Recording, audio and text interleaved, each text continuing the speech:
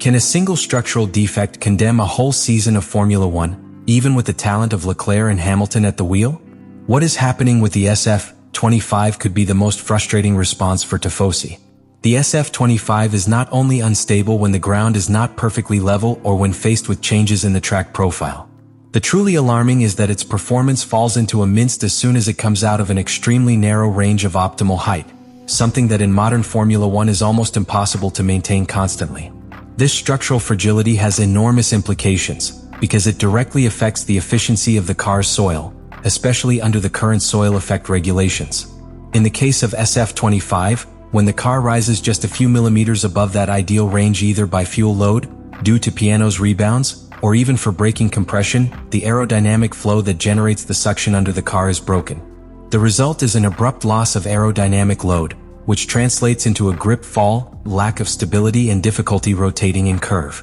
This situation leads to a technical alley without exit. If the team decides to reduce the height to gain an aerodynamic grip and stability, run the risk that the bottom of the car will touch the asphalt and generate dangerous rebounds. But if they raise it to avoid that contact, then they lose much of the performance that cars with more stable platforms such as McLaren or Mercedes can obtain. It is a dilemma that has no short-term solution and reflects a weakness of concept that Ferrari drags since the previous season.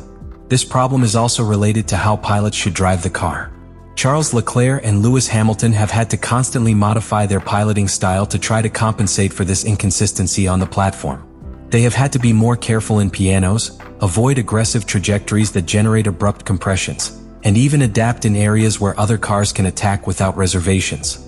What for McLaren is an opportunity for time, for Ferrari is a risk of losing control. In addition, this sensitivity has affected the way Ferrari can manage the career strategy. With a car that does not tolerate weight changes well as it happens between the output with full tank and the final stage with under fuel, each race stint represents a new challenge in terms of car behavior.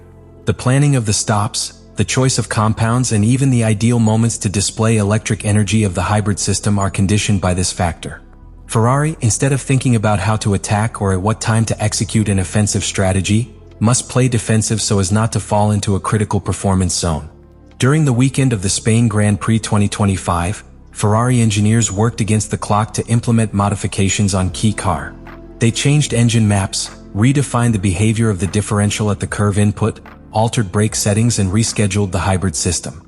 All with a single objective: soften sudden transitions in medium and high curves where the SF-25 lost stability suddenly. One of the most significant modifications was the introduction of a new front wing, designed not only to improve the passage by curve, but also to comply with the new TD018 technical directive of the FIA, which entered into force that same weekend. This update was not the result of a long-term planned evolution, but a forced response to normative changes. And although this piece brought timely improvements in terms of front aerodynamic load and subwiring reduction, it also highlighted the limitations of the car. No partial solution can compensate for an architecture that does not respond in a coherent way under aerodynamic stress. Throughout the weekend, small technical victories were recorded. In Curve 5, for example, a substantial improvement in the stability of the car was observed and at the minimum speed reached. This evolution was a direct result of differential and traction settings applied since Friday. However, these isolated achievements did not translate into a global improvement in performance, in classification or long batch. Because for every corner of the circuit where the SF-25 was more settled, there was another where the lack of predictable response in rapid curves continued to harm its pilots. In short, Ferrari is implementing partial solutions that, although they manage to contain part of the damage, do not solve the underlying problem. And in a championship where the margins are increasingly narrow, keep playing to contain instead of attacking is a safe formula to get behind.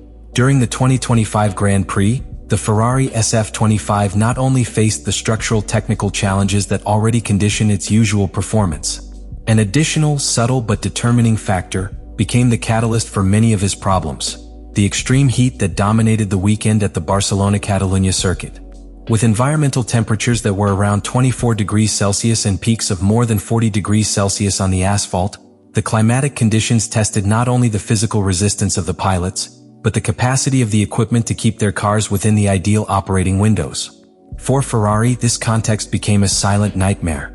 One of the most devastating effects of heat was its direct impact on the activation and maintenance of tires within its optimal temperature range. In such extreme conditions, the compounds Pirelli tend to overheat quickly if the equilibrium of the car is not perfectly refined, and in the case of SF-25, this resulted in a progressive loss of adherence and excessive degradation during medium batteries. The consequence was doubly negative, not only limited Ferrari's strategic options in the race, but forced its pilots to modify their driving style to try to keep tires, which in turn compromised the ability to attack and defense on the track.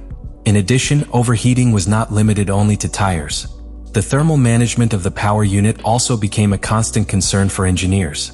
The SF-25 showed a worrying trend to accumulate more heat than desired in critical areas of the car, such as rear brakes and motor housing. This forced constant adjustments in the opening of air intakes and on the motor map, decisions that, although necessary for reliability, sacrificed performance. Each additional temperature required compensation that reduced the general efficiency of the Ferrari technical package. Even on the psychological plane, the heat had a corrosive effect. Leclerc and Hamilton were forced to manage races in which they not only fought against the rivals, but against a car that changed the behavior back after return. When temperatures rise, the SF-25 does not respond with predictability. What worked in classification stops working in the race. What seemed controlled in Tour 5 becomes a tensile problem in the 10 Tour. This constant uncertainty mines the pilot's confidence and complicates decision-making both inside and outside the cockpit. In this context, heat becomes more than a meteorological variable. It is an invisible enemy that exposes Ferrari's design seams, an external factor that reveals internal truths. And if this inability to operate efficiently in extreme conditions is not resolved, the SF-25 will continue to be a car trapped by the weather, condemned to survive only on weekends with benevolent temperatures. An inadmissible weakness for a team that aims to fight for championships. Ferrari lives a paradox that has been dragging for years, but that in 2025 has reached one of its most painful expressions. He has two of the most talented and experienced pilots of the Charles Leclerc grill, molded in Maranello since his days as junior, and Lewis Hamilton, 7-time world champion and newcomer with the impetus of whom he seeks to rewrite his legacy, and nevertheless, his track performance remains a chain of frustrations contained. The SF-25 is not up to its alignment. And that dissonance between human capacity and technical limitations is perhaps one of the most raw dramas that an elite team can face. When Leclerc's performance is analyzed, it is clear that his ability to extract times even in unfavorable conditions is the only thing that has kept Ferrari in the fight for decent positions. Throughout the weekend in Montmello, the Monegasco pushed the car beyond its obvious limits, adjusting its paths, modifying its curve braking point, and even risking in areas where the car showed instability. On the other hand, the arrival of Hamilton promised not only experience, but also an injection of winning mentality. And in many ways that has been fulfilled. Its adaptation has been fast and effective, to the point that it already begins to make differences in configuration and feedback with respect to your partner. But the car does not give it the necessary tools to shine. What is seen in the data is that Hamilton must dedicate a good part of his talent not to attack, but to correct, to fight with the inertia of the rear train, to compensate for load losses and elevation changes, to minimize the effects of a platform that does not communicate enough.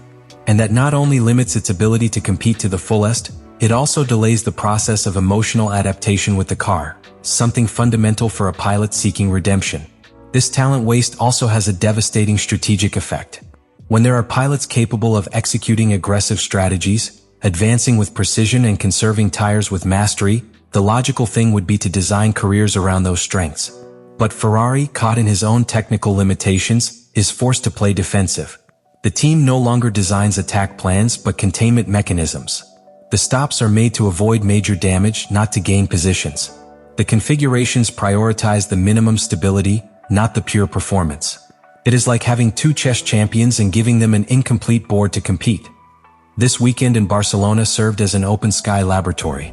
It allowed us to see a Ferrari who fights with all his forces to stay relevant in a championship that forgives less and less. He showed us that the combination of individual talent, collective effort and tactical creativity is not enough when the central concept of the car is vitiated since Genesis. The sensitivity of the chassis at the heights, the inability to manage extreme temperatures, the dependence on very specific conditions to shine.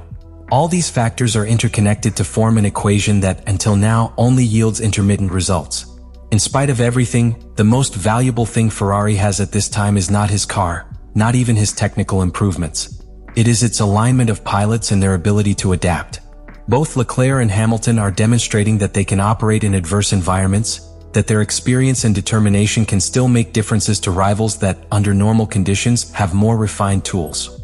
That resilience must be the starting point. Because if there is a constant in Ferrari's story, his greatest returns always began when he was recognized, without excuses, the magnitude of the challenge. But recognizing the problem is not enough. Maranello needs to definitively abandon the logic of the patch solution, of the adjustment on the march, of the optimism contained by a good batch in Friday's free. Formula One of 2025 demands surgical planning, a culture of constant evolution and, above all, the courage to change when something simply does not work. The SF-25 has made it clear that there are foundations that must be rethinked from the root if Ferrari wants to be the team that imposes the rhythm, and not the one that adapts late to him.